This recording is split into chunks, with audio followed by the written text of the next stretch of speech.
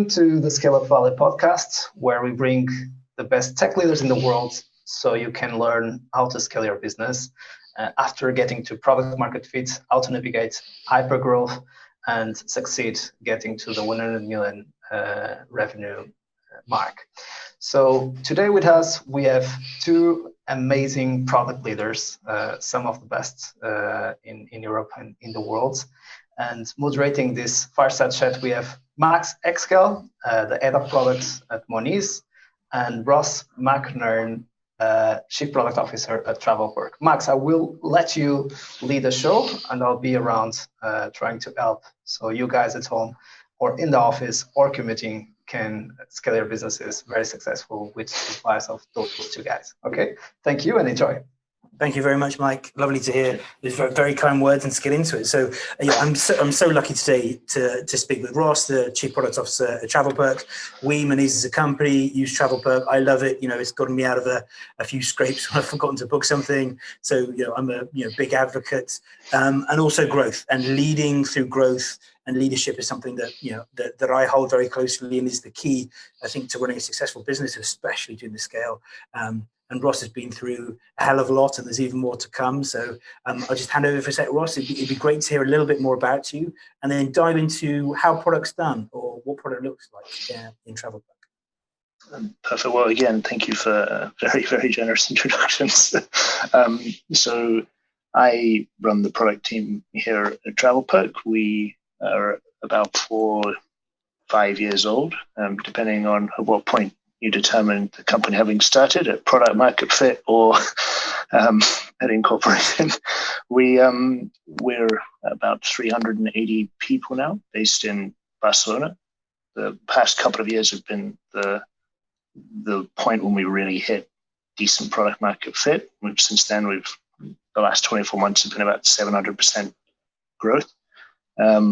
We at the moment have a very heavy, very big operational sales element. We're a very heavy SaaS business, and we're focused predominantly on corporate travel within, for now, Europe. So that means focusing on SMB clients. Well, our definition of SMB is quite broad, but we effectively allow them to book flights, hotels, cars, etc. And then we layer a small SaaS offering on top of that is increasingly becoming more and more uniquely compelling. And we're seeing fairly decent traction with that at the moment. No, 700% growth is amazing. You're talking double-digit growth, month-on-month growth, which is exactly and in terms of the scaling of people as well. That's what you call blitzscaling. So that's fantastic.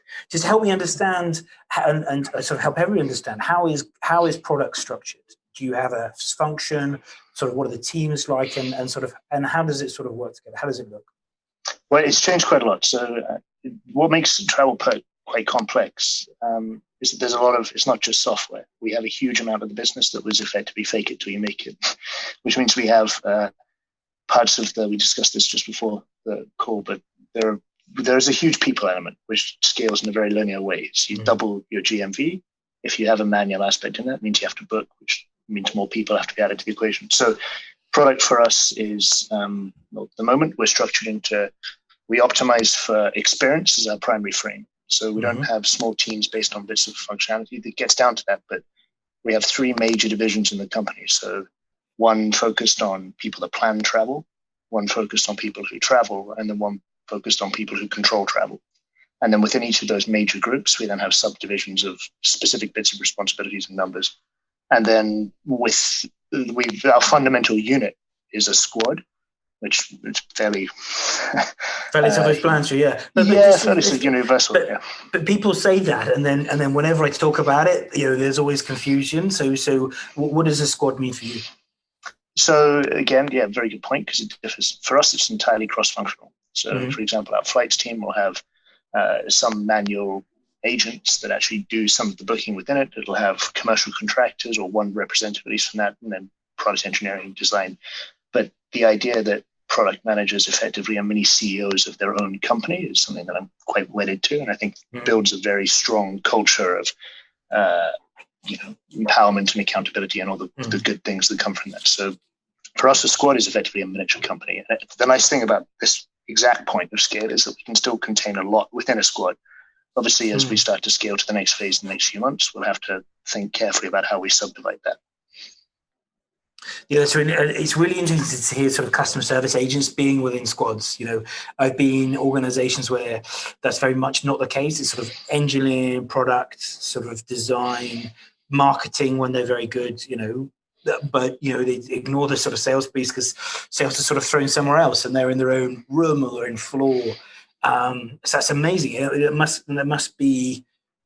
Talk me through the advantage. I imagine there's a very fast feedback loop between launching stuff and getting feedback. So, talk me through the advantages. Well, feedback definitely a big part of it, but just in terms of the scope that people start to design within, what they think about in terms of how they can affect the experience. When you have it, when you break the stigma of everything having to just be pure software, you find that the people's focus on what's possible changes, and so.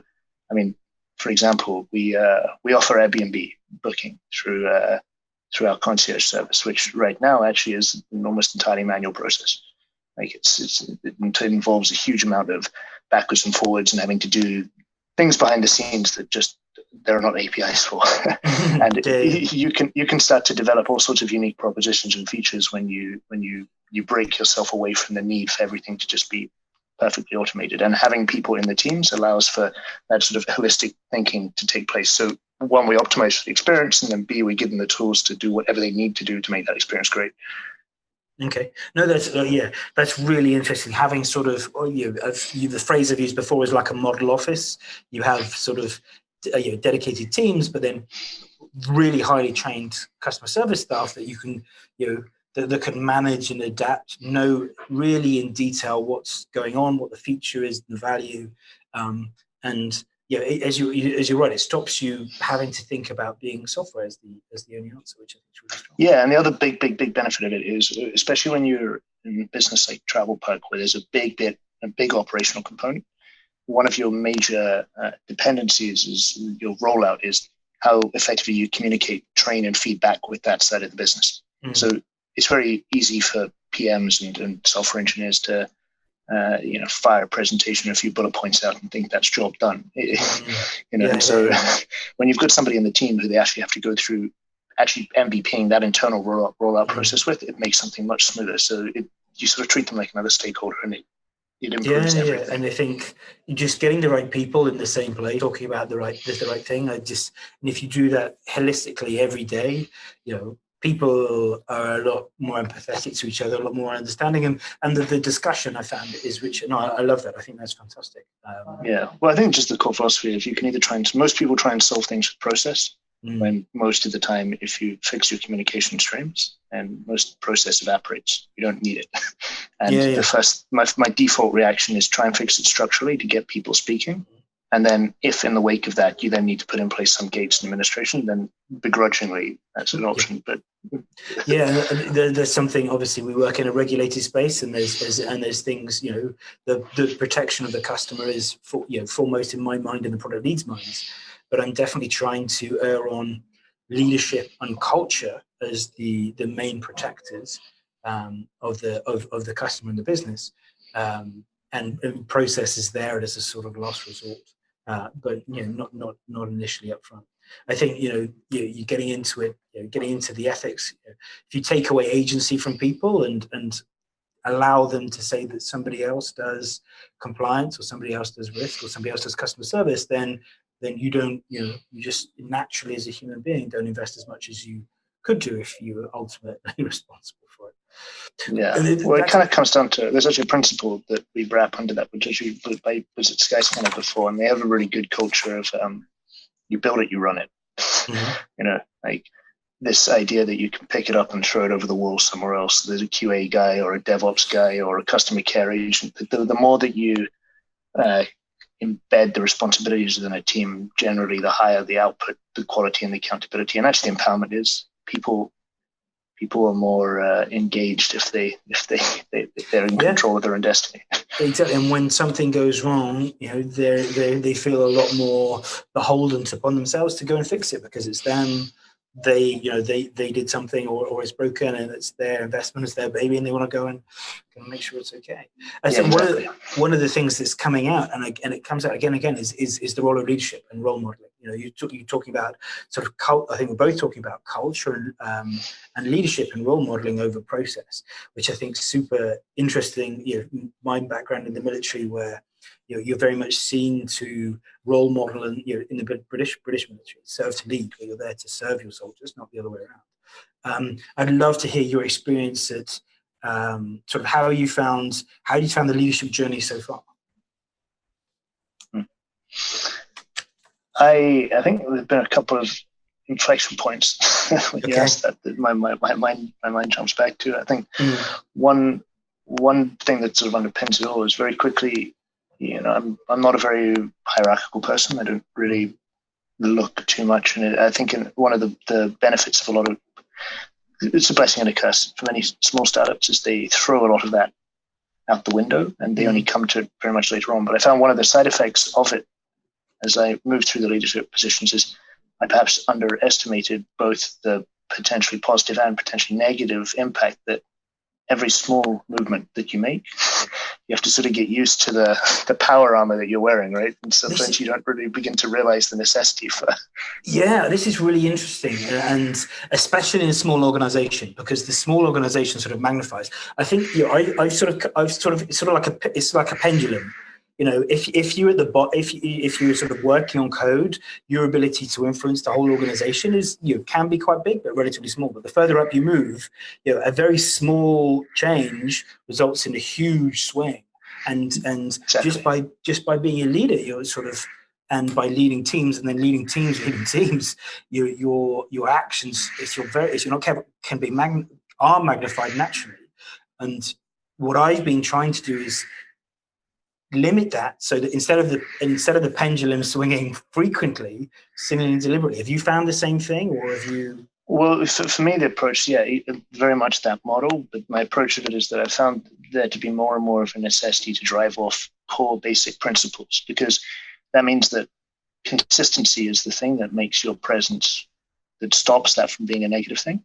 And actually, if you do it in the right way, you use the same consistent approach to decision making, and you get people to understand how and what the 2 or 3 or 4 or 10 or whatever drivers are that are at the root of many of the decisions that you make. You actually find that you can amplify that even beyond your physical presence, and that the point that that you're beginning to get in the right direction with it is when you find that your team are making decisions as if you were in the room when you were. That's really interesting. Yeah. If those are consistent with the way in which you want decisions to be made, and you're happy with the outcome of them, then you know that you're probably taking the correct principled approach to conveying that and reinforcing the messaging that you should be. I think that's so interesting, because the culture being about what goes on in the room when leaders aren't there, I think is fascinating, and it's definitely something that we're sort of 150 in product, hopefully going to scale to 500 next year. There is no way that I could be in 39 meetings at the same time. So how are you planning? You're going through the similar growth. You're talking about consistency and clarity, but as mathematically, your ability, your time you could spend reduces just through mathematics. What are the tools or the frameworks or the things you're going to do to try and sort of really, drive this? Yeah, it's a good question, because there are a couple of points when you need to, obviously, it's a really good book on this, The Leadership Pipeline, which I think is like mandatory reading for anybody going through these stages. The first 4 chapters are brilliant. But I think the couple of vanilla tools that I tend to use, that I find most impactful, is I think I delay them as late as possible, but when they come in, they usually have to be. But when you start to get proper, the first person that you promote, the first way in which you go about formally defining what the reasons are behind that, the way in which you define your frameworks for career progression, and then in turn, the way that you reinforce those things again and again and again and again, really craft, the ladder that people know is the right way to approach things. And again, the inverse of that, which is the 1 or 2 occasions when you do start to use frustration as a tool, you just need to make sure you're extremely controlled and pointed about the types of behaviors that you consistently reinforce should and should not be there. And so the way that I find that I get the consistency in my approach there is I really write it down. Like, I have a version of what I expect in terms of how I'm trying to get people to go.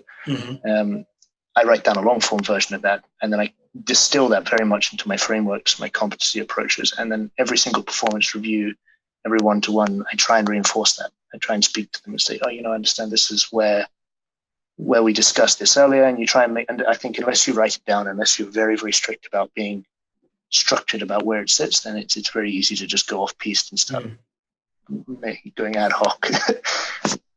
I think that's fascinating. I think one of the things I've heard before is, talking about culture again, is the culture of the organization is the worst behavior a leader is willing to tolerate, or the organizations is willing to tolerate. And and that can be quite brutal, but I think your point, I think most people got that point, or most people do get that point.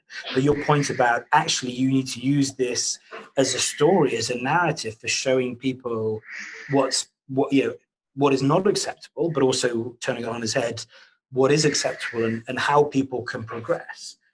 When I was saying about the inflection points earlier, there definitely was one where I realized that there is a debt to pay by avoiding conflict around certain things that you ignore, and that, again, it makes it much easier for you if you're the type of person that doesn't enjoy, you want to build it. It's sort of contradictory for many people. They get this idea that they want to build a great team spirit and a bond with their team, etc. But they also want to enforce really strict and specific boundaries. And I think it's much easier for you if you're really crisp in advance what those are and you write the stuff down. It makes it very, very easy for you to then cascade through and do the negative aspects of pushing certain behaviors away when you need to, if you've done that in advance. Interesting. So do you think if I spoke to anybody in product, they could read? They know.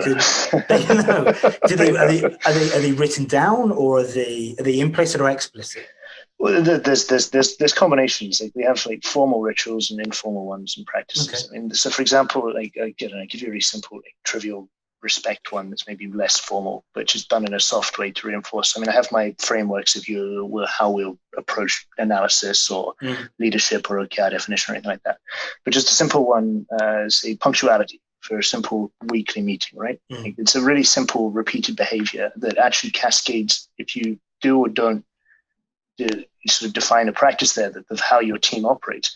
It can actually have a really positive impact on how they then cascade through all the other stuff that they do with their teams, how they respect other people's times, etc. And so we have soft ritual around that kind of thing where you come more than a minute late to the weekly meeting, me included, and the next week whoever does that's on wrap for something simple like bring all the snacks for a week. But this is the weekly. But there's simple behaviors that we just reinforce these soft cultural things of how and that's tied back. And when we put that in place, we agreed as a group what the principles that we would approach things with, and that was we will respect each other, and respecting means you respect each other's time and space, and then this was just a manifestation of that behavior. And as long as the team can tie that back to something that they understand, then it quickly kicks into a repeated reinforced action.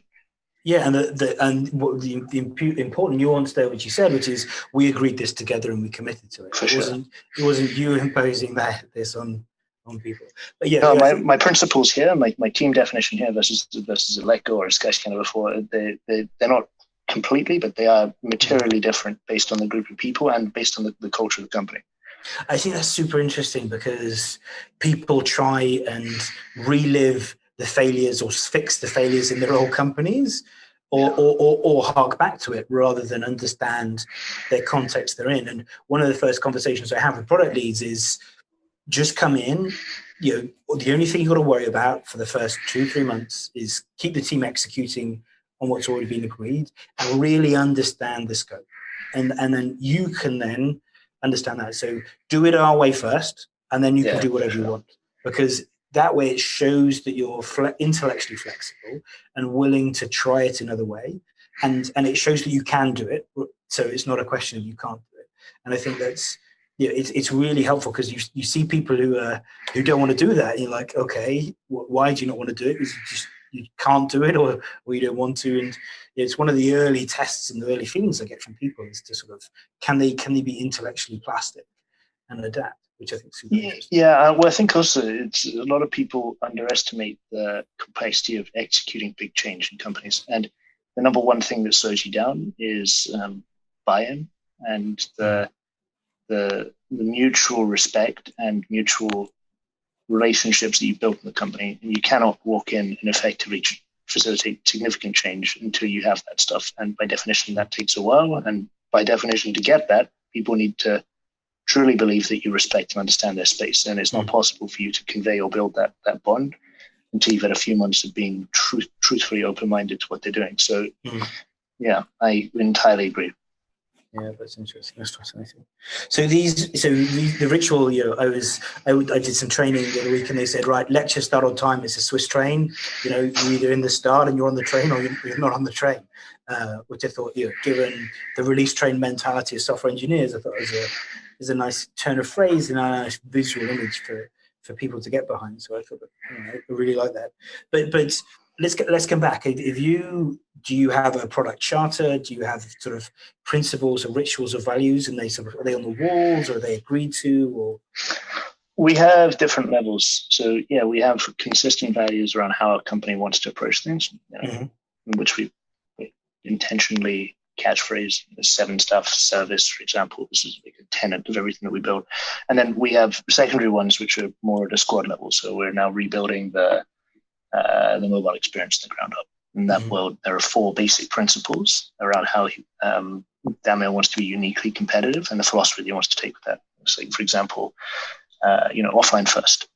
And actually those things were almost like a checklist that he tests his big roadmap items against, or facilitating primarily a certain type of customer interaction, etc. And so I'm a big fan of principle-based design for just about everything. I think this is the hangover of, I used to, like, long-term previous life, he was trained as like a Scottish lawyer.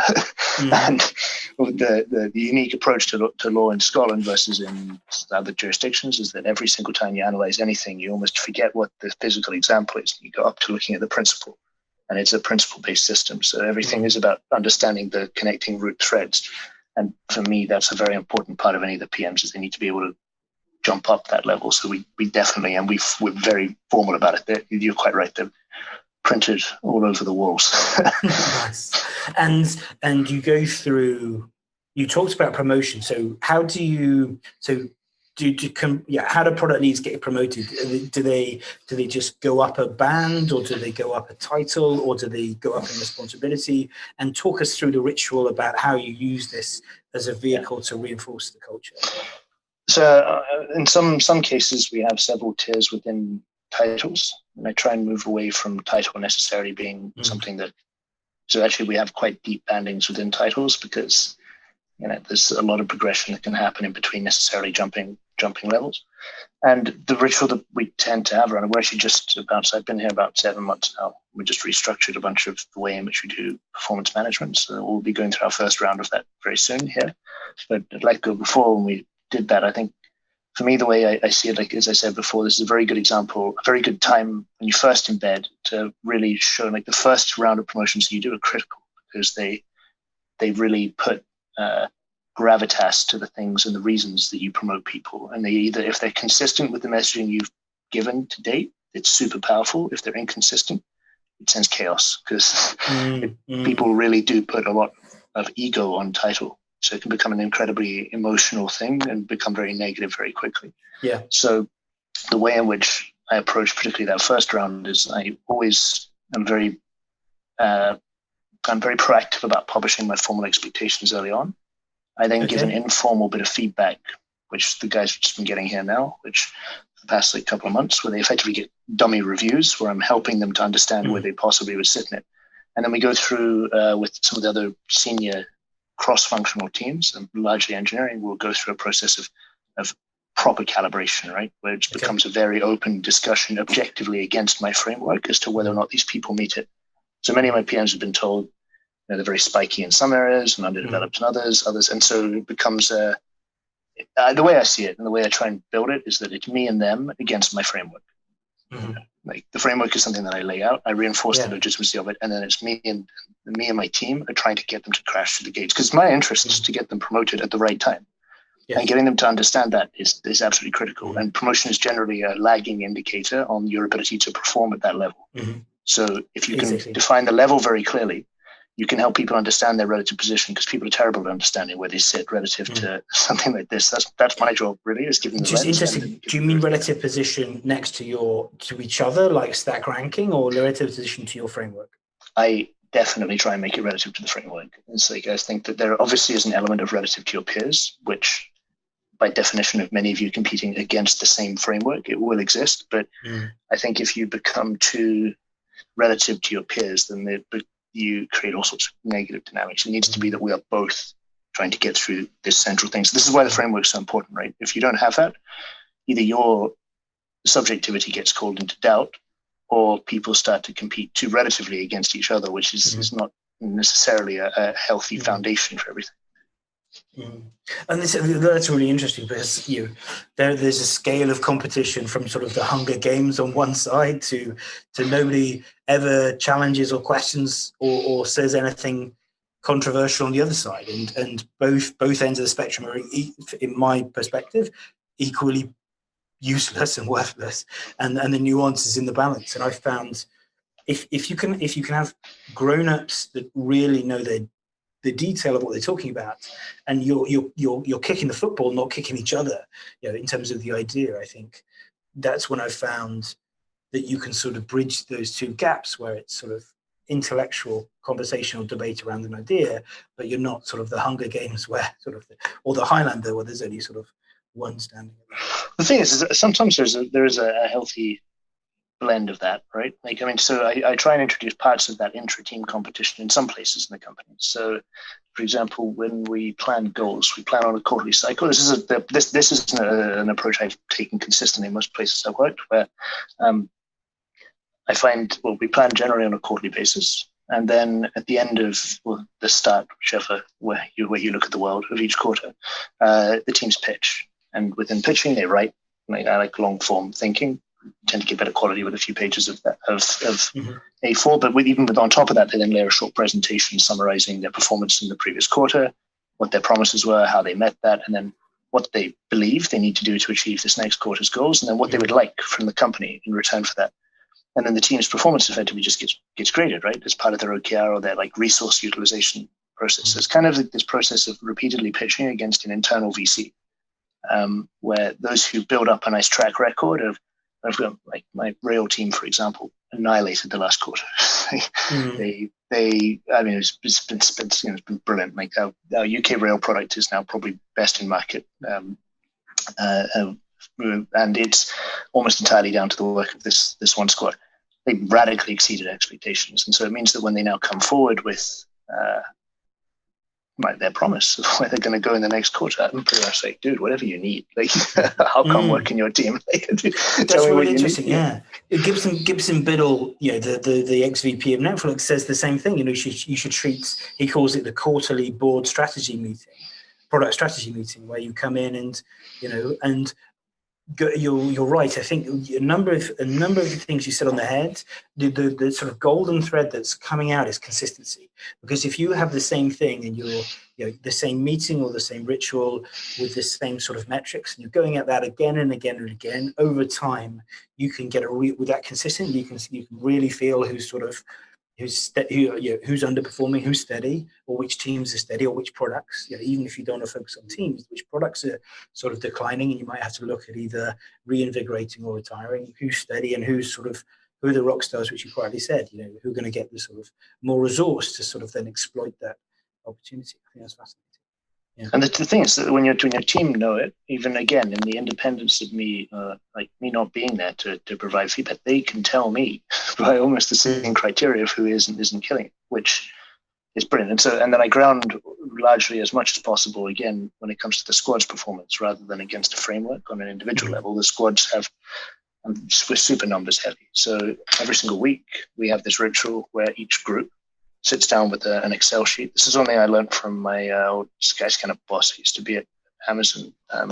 But the way in which they run their AWS business is largely in this way: week-on-week metrics, 50 of key metrics, and then you just review the delta from the week before. We sit down, 3 PMs and me every week for now, and we just go through the numbers. And this is just this repeated objective exercise of testing everything against how we're tracking on this.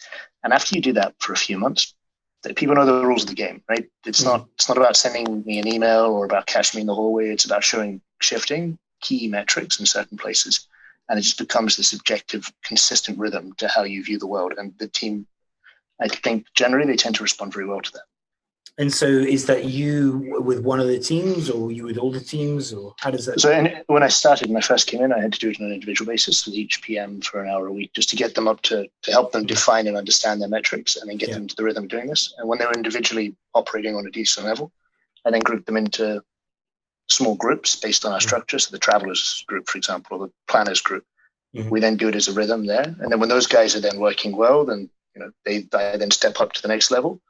And I then start to do one weekly rhythm for the whole thing. And then when that starts to work well, as I do with my inventory team, and so it becomes a nice way of scaling your style of getting this. Because the biggest challenge to scaling this kind of thing is really maintaining reliable transparency as the company gets bigger.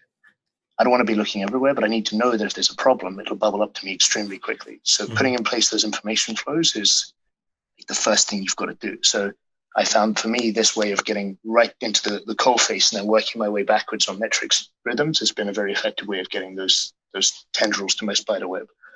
So are these OKRs, or are they KPIs, or there's something else that you made up? These are all KPIs. And then OKRs on top of that are directional adjustments to them. So each squad maybe has like 30 or 40 of them. So the payments team will look at the blend of different payment methods, failure rates, like various types of authentication that go with that, number of transactions, like there are a lot of them, and you add to them each week as you analyze them. And then on top of that, quarterly, we might want to shift some of those up and down, and those then become their OKRs.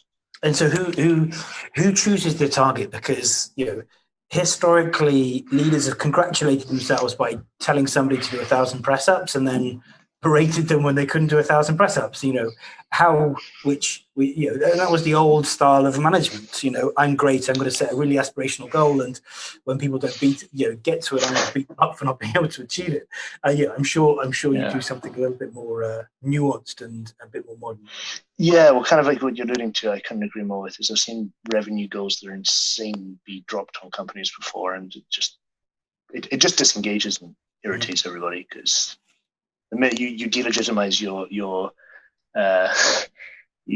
as a leader, you become a lot less legitimate, because all of a sudden everybody knows it's stupid, so they just stop thinking about it. So I try and divorce a few things. Like, one is that, like, OKRs for me are trying to drive a particular solution. So there are situations where I will force a bigger OKR, but that's largely because if I want a different type of solution. So if I want somebody to just ratchet up, say, like, I don't know, something silly like number of errors on card declines, that'll probably be an incremental. It's already pretty good. I just wanted it same level. So I'll leave that as a reasonable target that the team can define within. But if I want, say, a step change in a solution, so for example, the rail guys, I want them to find a way of incorporating rail into the results that 10 times is the number of new companies that adopt rail. I will intentionally put a moonshot OKR on top, because I don't want them thinking about an incremental solution. I want them to step away and think, shit, how do I do that? And then you make it quite clear. And so this is why the difficulty element to OKR scoring is super important. And you make it, again, this is a cultural thing to reinforce, but consistently hitting simple OKRs is not a reason to be praised, right? But making 10% progress against an exceptionally difficult one is, of course, something to be enormously praised. So if you treat them the wrong way and you don't score how difficult they are in certain parameters, that's why it's not just did they or didn't they meet it. You have to actually think about if the team put real progress in. So you have to look at them independently from the underlying KPIs that they're working on, and see how that works, and grade it like that. Yes. So we've tried and failed to do OKRs for 6-9 months, and we think with this, we're going through a place of just revisiting them now, and we think we've come to a place where we've got KPIs for a feature, so at the feature level rather than the team level, because is this feature successful? You should be able to tell if the feature is successful. So sort of KPIs at the feature level, and then OKRs sitting above that, which is okay. What is the business goals, or broader, that we want to achieve over the next year, and sort of how do we make them increasingly ambitious, but not in a ridiculous way. Like, if you were to do percentages, it's like, quarter one might be 10%, quarter two might be 30%, quarter three might be 50%, and then quarter four might be 100%. Right? So it allows you to really think, like you're saying, longer term about, okay, I need to get all the way up there. I've got some time to think about it, but I can get all the way up there. I think that's really interesting. And what? So talk me through what happens if a team comes in and some of the KPIs are not looking good. How does that go? Well, I mean, first off, I mean, it depends. So, why? If something's fallen off a cliff and there's a very rational, I mean, we had some numbers drop the other day. Well, actually, wasn't the issue the numbers dropped that bothered me at all. It actually ended up being a data error, but the frustration was that it wasn't caught for like 72 hours, something like this. And that situation, it was fine. The first team it happened to discuss it, was super open about it. We have our CEO is ex-Israeli military, so they have a very open post-mortem culture over there, which is awesome because it dribbles through everything that we do here. Like the first thing, which is no blame, get it up, get it open, share. And so everybody's super happy to do that. The problem will come when the lessons of that are not applied. Yes. That's the issue. So, and again, the same goes for KPIs within teams. The other day, we saw a big drop on another part of conversion because of pricing errors. The guys spotted it, they fixed it. And actually, that's my number one thing that I praise that team for internally now, because the dissemination of those lessons has been amazing. A bunch of other teams didn't even know to look at this metric until they spotted it, they advertised it, they shared the fix, and now this revalidation number has become key to 3 teams' metrics. So on their own, KPIs moving is BAU, right? It's the action and the adoption of the lessons from that are the 2 bits that I focus on. And I guess like a very important principle above that is that I optimize vastly more for recovery from failure than I do for the avoidance of it. And that's kind of cliched, but you really, that is the biggest thing that you can make a stink in a culture about is not getting the distinction between those 2 things, right? I mean, in my opinion, especially in product, because then you create a bunch of people who are terrified to move, and that's ultimately what will kill you. Yeah, no, I think, and again, it comes back to consistency. I think as long as you're not changing this every 10 minutes or every 2 days, and you're consistent about mean time to recovery as opposed to mean time between errors, I think. Yeah, and I think that's spot on cue.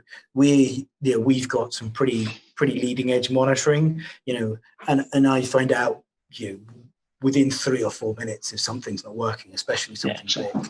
So and we don't go in. And you're right. I love that culture. You sort of the blameless post-mortem or the blameless retrospective.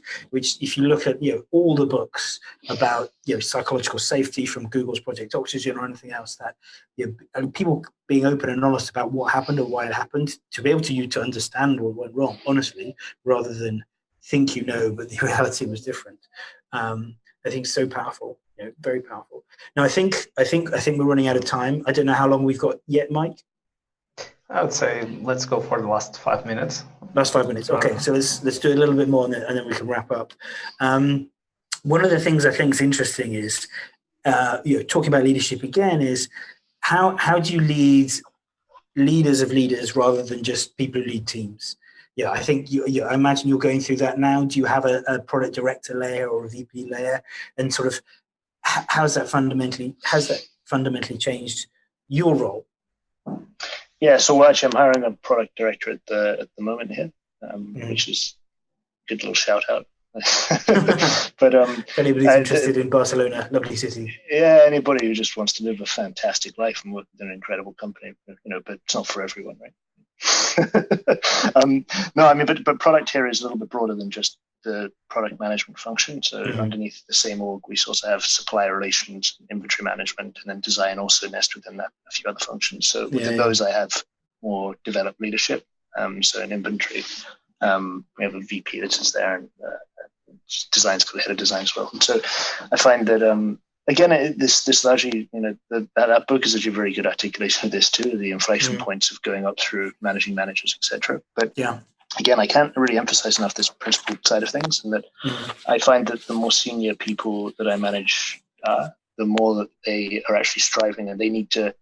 The help I can give there is helping them to formalize their own thoughts on why their behavior is the way that it is, because the trick then ceases to become just being consistent yourself and helping others to adopt the same approach, right? And the the mentality shift that you need to go through when they're also becoming a conduit for that culture is a bit more introspective. So we spend a lot more, the one-to-ones are a lot longer. We spend a lot more time going off-piste, away from like really thinking about why the behavior is the way it is, and getting people to the point whereby they build their own philosophy on why they're doing what they're doing. And then from that, you find that they become extremely consistent in their own right. But it's not a very easy thing to do. No. And it's intensive. So you can't, at the moment I've got 12 product teams, and that limits my time. And so I need to find product directors that I can invest more time in fewer people for them to invest more time in fewer people. Exactly. And I think the biggest difference is you have to really recognize that line management is a different career, right? Just because somebody's a great PM doesn't mean that they are a professional. I mean, it is a profession in its own right. And treating that transition with the necessary respect is best for everybody. And that you encourage, you've really set that as a very clear, right the way back to my framework. I explain, like, guys, there are two different tracks here. This is a different function that you're talking about if you go and major in this. And if you want to go through that transition, it's something that now we're beginning to develop a proper formula around how they go through level one transition into line management. We call it out. We're explicit about the fact that you're going through a change. You remove the shame factor for asking for help. You get a specific mentor. You go through formal training. You get a damn long reading list and a few other things like this that help people go through it. And all of that ceremony and pomp around that transition also helps people respect the fact that it's a big jump. And then they double down and they start to really think about what is going on, because all too often in startups people blur day to day with line management. It's not a formal thing, and then before you know it, it's just not happening, and then all the negative cultural symptoms of that come through, and then you really scupper yourself, because 6-12 months down the line you have to rebuild the whole leadership layer, and you just have C-suite and a bunch of ICs, and that's a nightmare scenario for everybody to be in. Amazing. Well, thank you so much for your time, Ross. I know I learned a huge amount. The director role in Barcelona, I've got an amazing job. It sounds fantastic as well. There's some key things that I've pulled out. Leading with principles, I thought was fantastic, and reinforcing those, making them explicit and transparent. Helping leaders come to their own conclusion about leadership and their own philosophy, and helping them be consistent. The golden thread running through everything we talked about was a consistency, which I very, very strongly believe in. I thought that was fantastic. And the ways in which you sort of show that, through role modeling, through yourself, through the rituals, and through your examples of who you promote and who you remove. Really interesting stuff. I'm love to come out in Barcelona, grab a coffee, and talk more about it. Thank you so much for your time. And thank you both. It was very kind of you to have me on. It's been lovely and very interesting chat. Thank you so much. I'm going to hand over to Mike. So what an amazing show. And before we kind of close the show officially, I just would like to quickly get back to you and ask one of the favorite questions of every single edition, which is, and let's start with you, Ross. If you have the opportunity to meet yourself when you joined at TravelPerk, what advice would you give to yourself? So if I could go back and meet myself of when I first came into the company, what would I tell myself? Yeah. That's a great question. I would tell myself that airline distribution is a lot harder than you thought you knew. It's like I came with what I was perceived, and I thought I knew a bit about the travel industry, and then everything just exploded. When I started to try and but in seriousness, I'd tell myself that never underestimate the complexity of humans in the loop.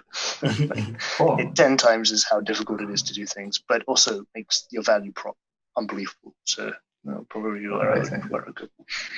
Well then, what about you, Max? Very quickly. Really quickly. I think pausing for a little bit longer, orientating. Nobody ever won a race by running the fastest in the wrong direction. So I think taking a bit more observe, orientating, and then going. I think I took 2 weeks, which in hindsight probably wasn't enough. I think I could have done that, but we are where we are. We're successful, so something must have worked out okay. Thank you, Rox. Thank you, Max. Thank you also to our community who is joining us at office, at home, or really commuting, as you can understand, the main bottleneck of growth is always yourself. And of course, the way you structure your team and the way you really keep learning and executing as quickly as possible. So we keep showing up every single week to let you know how to scale your business and how to get to your milestones. So see you next week, and thanks again for joining.